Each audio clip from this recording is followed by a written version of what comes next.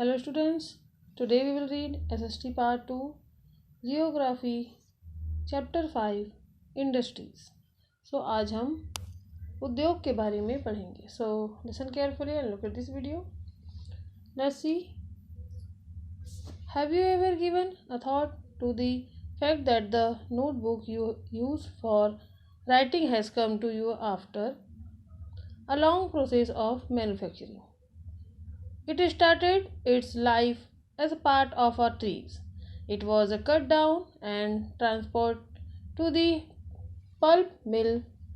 There the wood for the trees was processed and covered into wood pulp. The wood pulp was mixed with chemicals and finally changed into paper by machines. This paper found its way to the press where ink made for chemical was used to print the lines on the pages. The pages were then bound in the form of a notebook, packed and sent to the market for sale. Finally, it reached your hands. So students, क्या आपने कभी यह विचार किया है कि लिखने की अभ्यास पुस्तिका जो आप इस्तेमाल में लाते हैं वह विनिर्माण की लंबी प्रक्रिया के बाद आपके पास पहुंचती है। इसके जीवन की शुरुआत वृक्ष से होती है, उसे काटा जाता है और लुगदी मिल तक ले जाया जाता है। वहां वृक्षों की लकड़ी को संसाधित एवं काष्ठ लुगदी में परिवर्तित किया जाता है। काष्ठ लुगदी को रासायनिक द्रव्य के साथ मिलाया जाता है और अंततः मशीन के द्वारा कागज के रूप में परिवर्तित किया जाता है। यह कागज प्रेस में जाता है जहां रसायनों से निर्मित स्याही का इस्तेमाल पृष्ठों पर रेखाएं छापने में किया जाता है। इसके उपरांत पृष्ठों को अभ्यास पुस्तिका के रूप में बांधकर व पैक करके बिक्री के लिए बाजार में भेज दिया जाता है। अंत में यह आपके हाथों में पहुंचती है। सो स्टूडेंट्स, देखा आपने कि जो है किस प्रकार से उद्योग धंधे होते हैं। मीन्स जो है पेड़ों के लकड़ियों से, है ना, वो क्या काम आता है। यहाँ पर आप लोग देख सकते हैं, journey begins paper made recycles. यहाँ पर आप लोग इस पिक्चर में देख सकते हैं कि जो पेड़ों की जो लकड़ी किस काम आती है और उससे क्या बनाया जाता है। हमें पेपर किससे मिलते हैं? वृक्षों से मिलते हैं।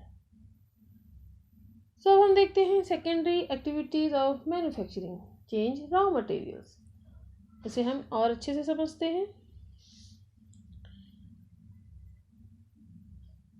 सेकेंडरी एक्टिविटीज और manufacturing changes raw materials into products of more value to people.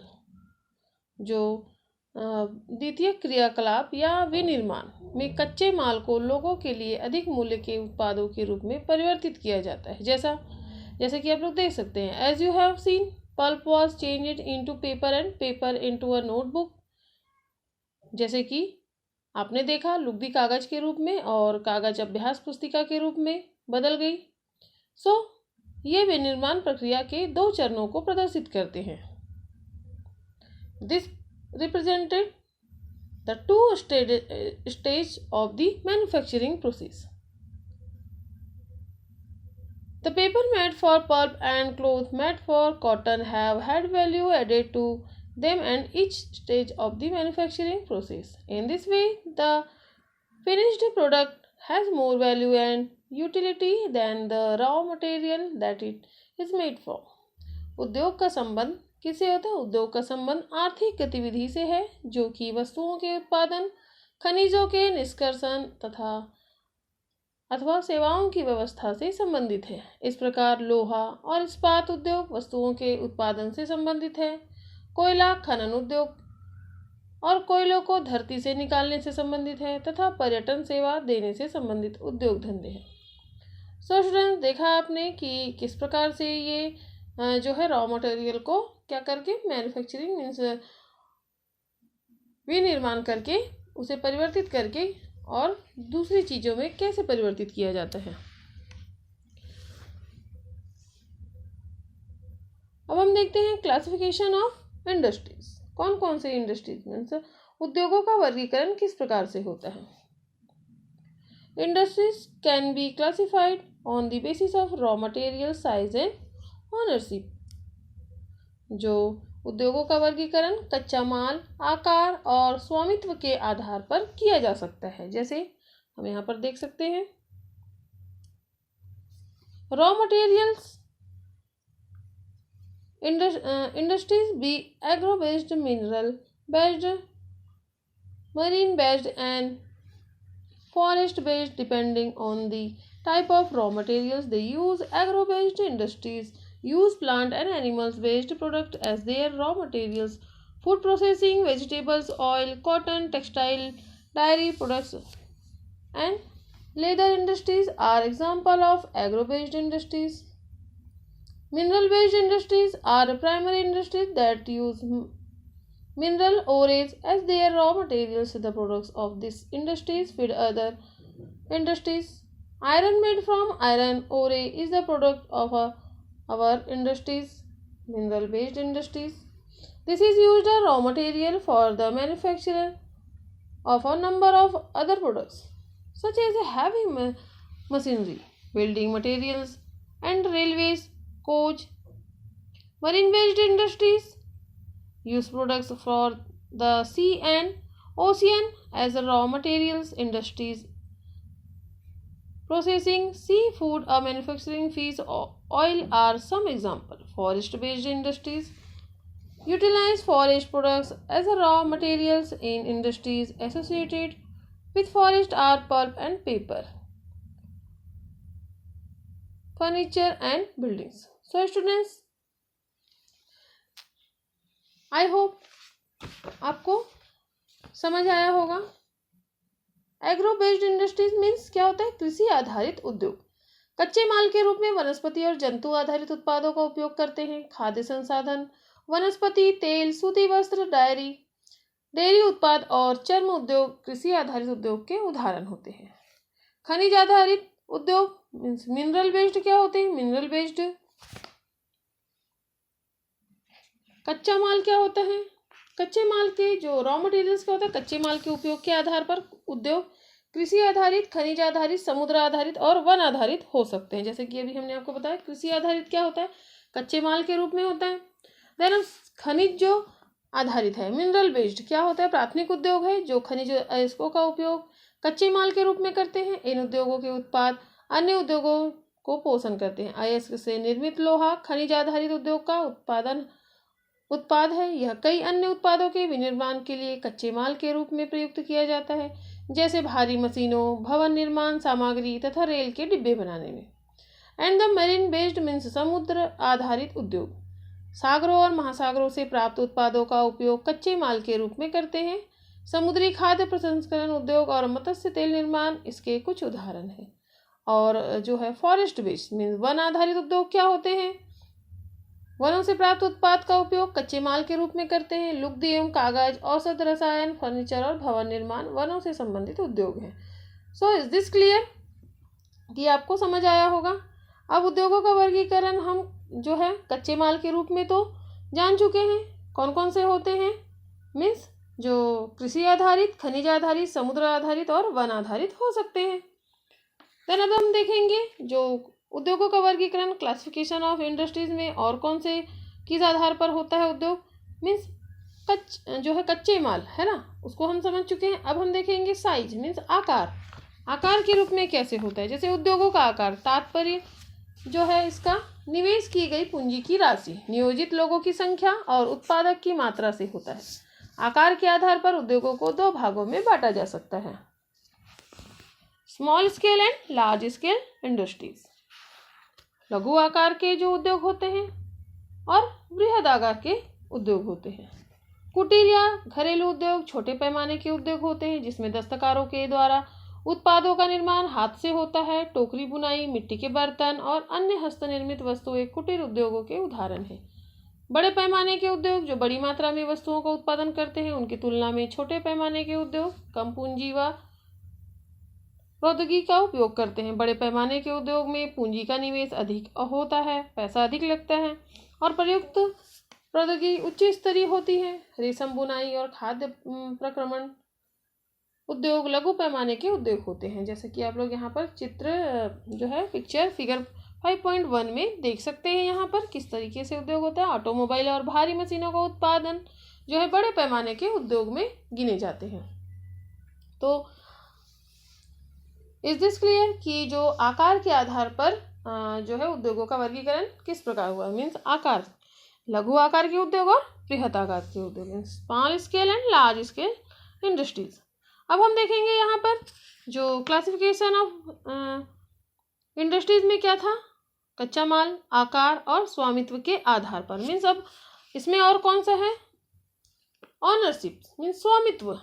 उद्योग के लिए और क्या चाहिए, कच्चा माल तो चाहिए ही, और किस आकार के उद्योग हैं वो भी हम समझ चुके हैं। अब हम देखते हैं स्वामित्व मीन्स ऑनरशिप से क्या है। Ownership industries can be classified into private sector, state और owned public sector, joint sector and cooperative sector. क्या होते हैं, स्वामित्व के आधार पर उद्योगों को निजी क्षेत्र, राज्य स्वामित्व तथा सार्वजनिक क्षेत्र, संयुक्त क्षेत्र और सहकारी क्षेत्र में वर्गीकृत किया जा सकता है। जैसे निजी क्षेत्र मीन्स क्या होता है, private sector industries are on the end operate by individual और a group of individual. The public sector industries are on and operated by the government such as Hindustan Aeronautics Limited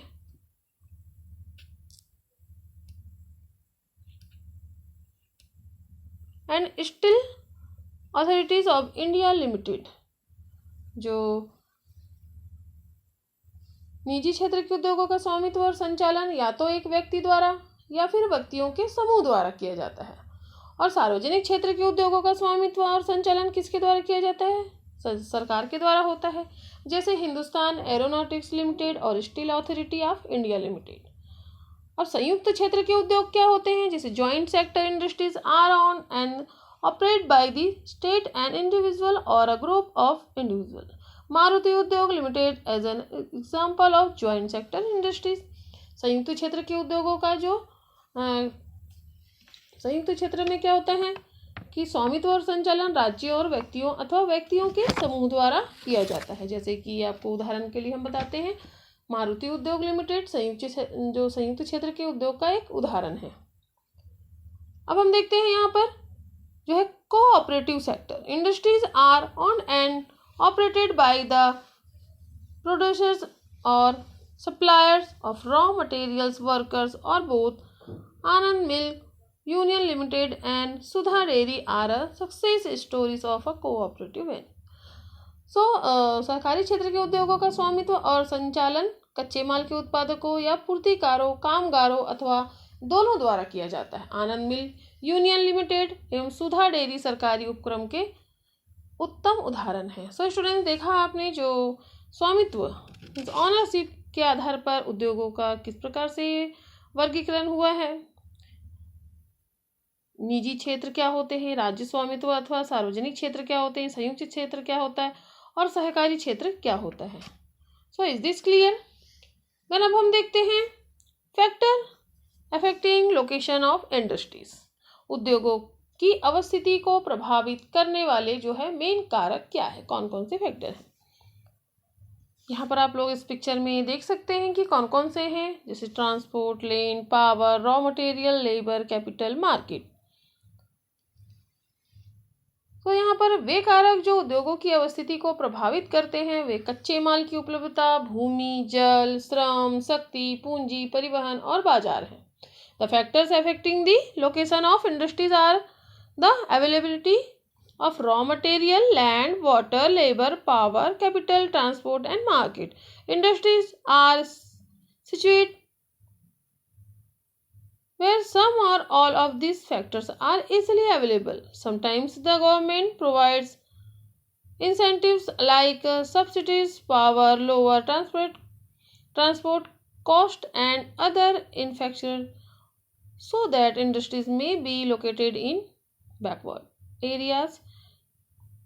so students, जो उद्योगों की अवस्थिति को प्रभावित करने वाले कारक में कौन कौन से हैं, जैसे अभी हमने बताया कच्चे माल की उपलब्धता होना चाहिए, मतलब कच्चे माल होनी चाहिए, भूमि होनी चाहिए, जल और श्रम होनी चाहिए, है ना, मीन्स मेहनत भी लगेगा, शक्ति होनी चाहिए, पूंजी मीन्स पैसा होना चाहिए, यातायात के साधन मीन्स परिवहन भी होना चाहिए, और फिर मार्केट होना चाहिए, बाजार। तो उद्योग उन्हीं स्थानों पर केंद्रित होते हैं जहां इनमें से कुछ या ये सभी कारक आसानी से इजीली क्या हो जाते हैं, उपलब्ध हो जाते हैं। कभी कभी सरकार कम दाम पर विद्युत उपलब्धता, कम परिवहन लागत तथा अन्य अवसंरचना जैसे प्रोत्साहन प्रदान करती है, ताकि पिछड़े क्षेत्रों में भी उद्योग स्थापित किया जा सके। औद्योगिकीकरण से प्रायः नगरों और शहरों का विकास एवं वृद्धि होती है। So is this clear? Let's see, अब हम देखते हैं यहाँ पर इंडस्ट्रियल सिस्टम, औद्योगिक तंत्र क्या होते हैं। औद्योगिक तंत्र क्या होते हैं? औद्योगिक तंत्र means an industrial system consist of input, process and outputs. Means क्या होते हैं? औद्योगिक तंत्र में निवेश, प्रक्रम और निर्गत शामिल होते हैं। इन inputs, the inputs are the raw materials, labour and cost of land, transport, power and other infrastructures of the process include a wide range of activities that convert the raw materials into finished product. The outputs are the end products and the income earned from it. In case of the textile industry, the inputs vary: cottons, human labor, factories, and transport cost. The process including canning, spinning, weaving, dyeing, and printing. The output is the shirt you wear. So, अभी हमने आपको क्या बताया कि जो औद्योगिक तंत्र है, इंडस्ट्रियल सिस्टम कैसे होता है। औद्योगिक तंत्र में कौन कौन सी चीजें होनी चाहिए, जैसे कि निवेश होनी चाहिए,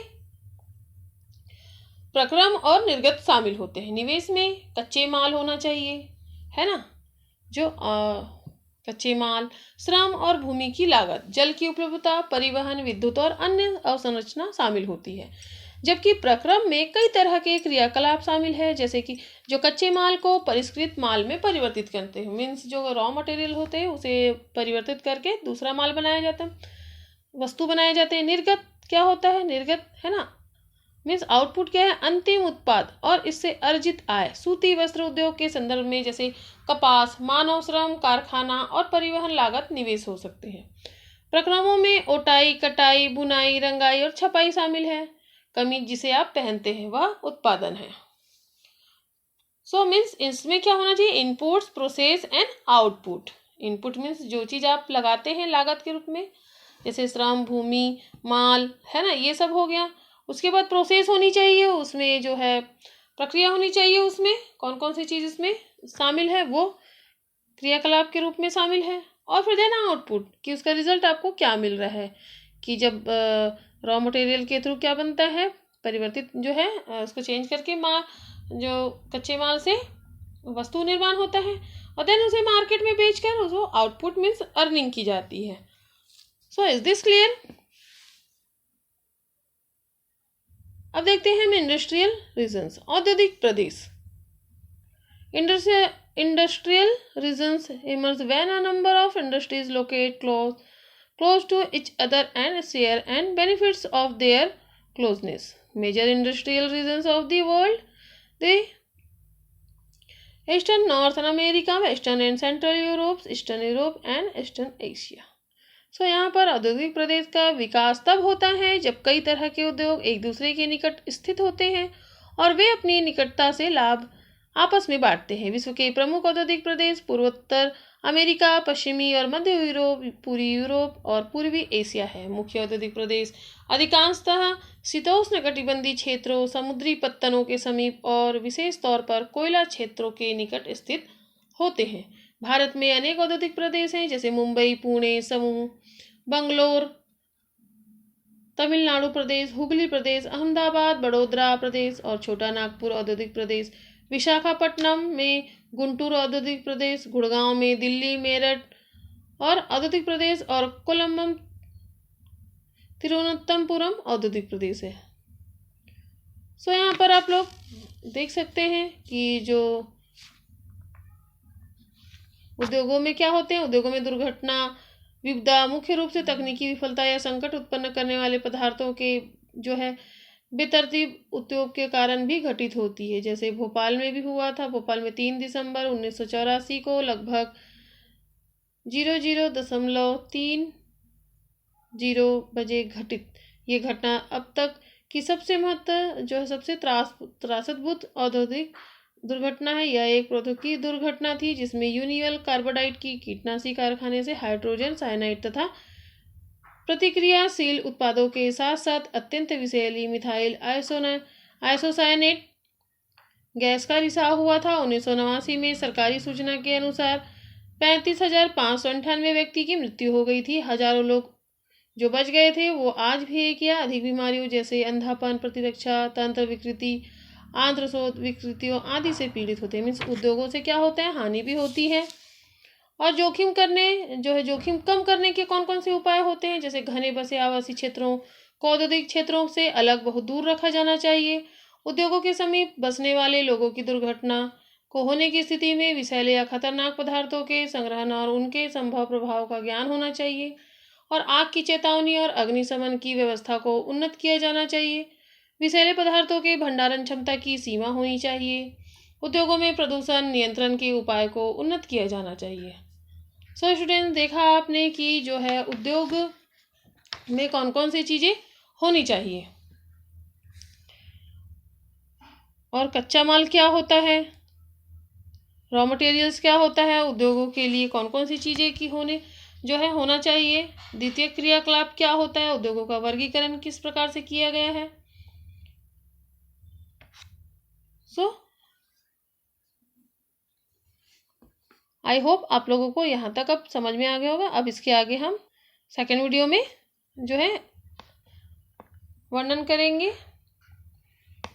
इसके आगे हम नेक्स्ट वीडियो में पढ़ेंगे। ओके।